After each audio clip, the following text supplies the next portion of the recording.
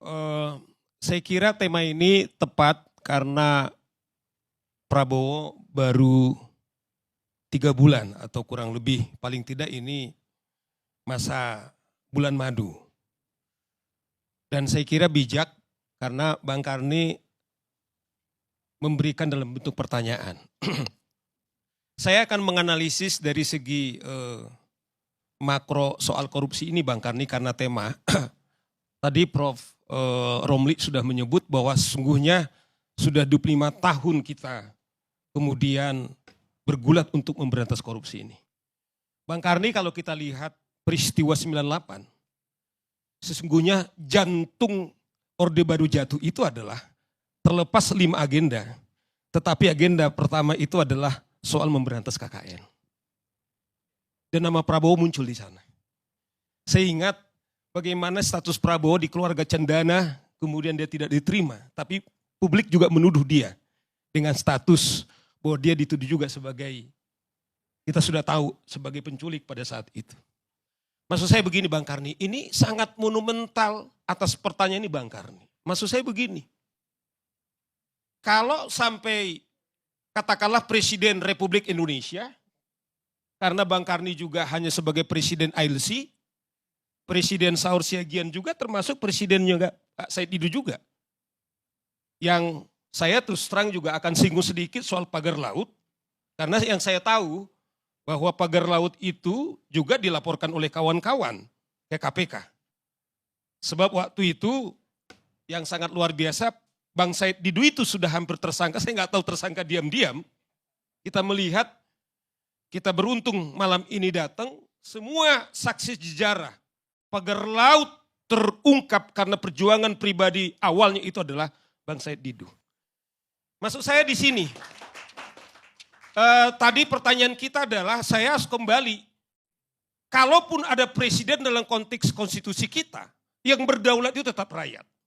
Jadi ada 280 juta yang berkepentingan atas pertanyaan Bang Karni Ilyas malam ini. Nah oleh karena itu Bang Karni tidak boleh lagi, saya kira presiden mundur. Kalaulah Bang Said Didu tadi mengatakan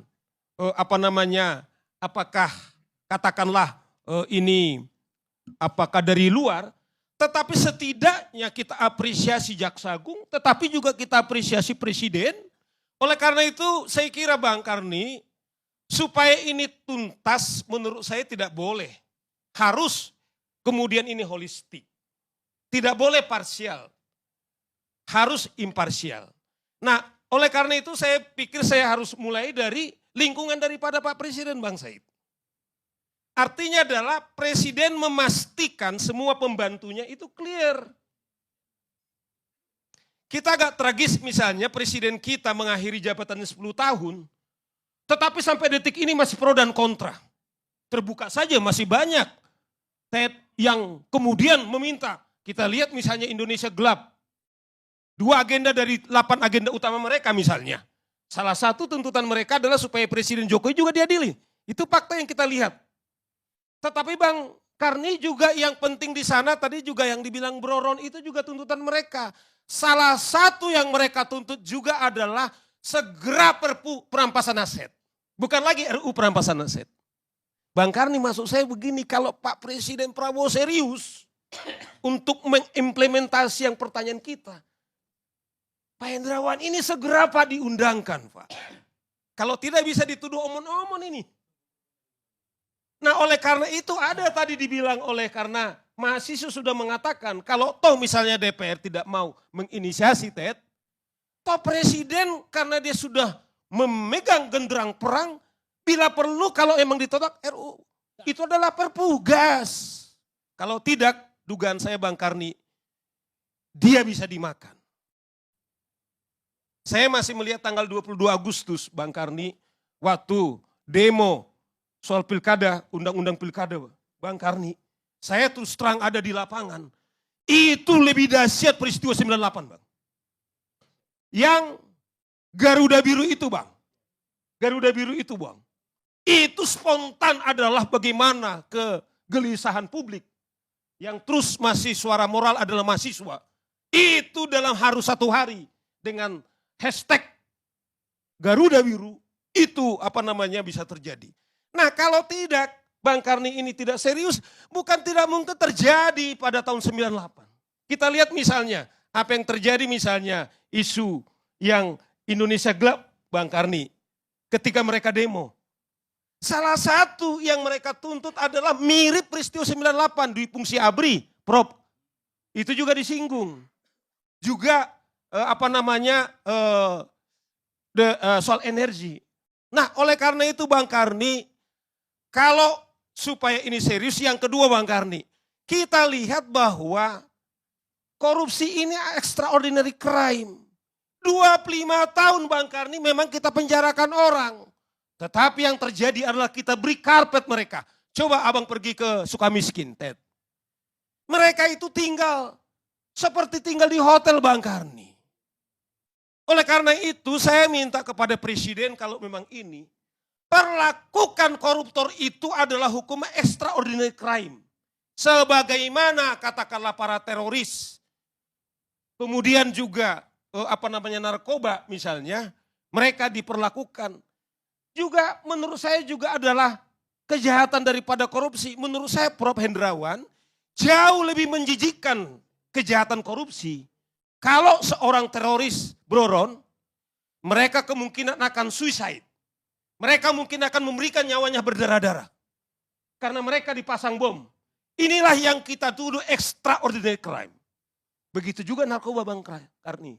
Kita lihat kalau seseorang itu kemudian dikejar-kejar, ada artis bahkan hanya pengguna seperti Pres RM itu 4 kali Prof. Itu terus dikejar. Tetapi bagaimana korupsi ini sangat menjijikkan Bang Karni. Wewenang mereka itu tangannya Bang Karni. Di tangan mereka itu. Mereka itu melakukan transaksi itu di hotel-hotel berbintang 5 yang paling mewah.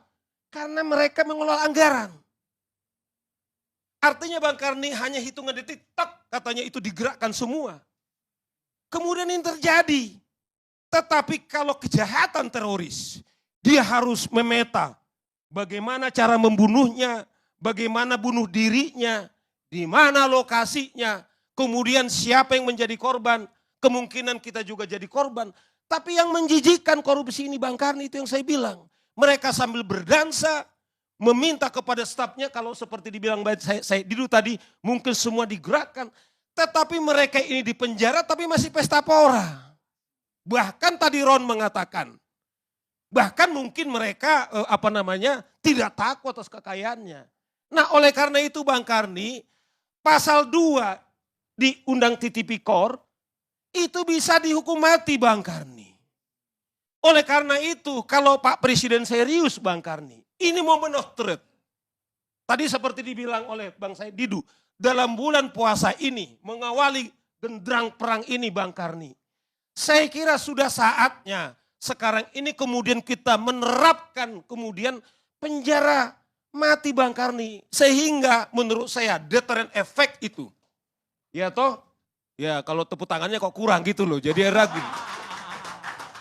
Saya bukan minta maaf Ron, kita bukan soal bermain-main soal hak asasi manusia.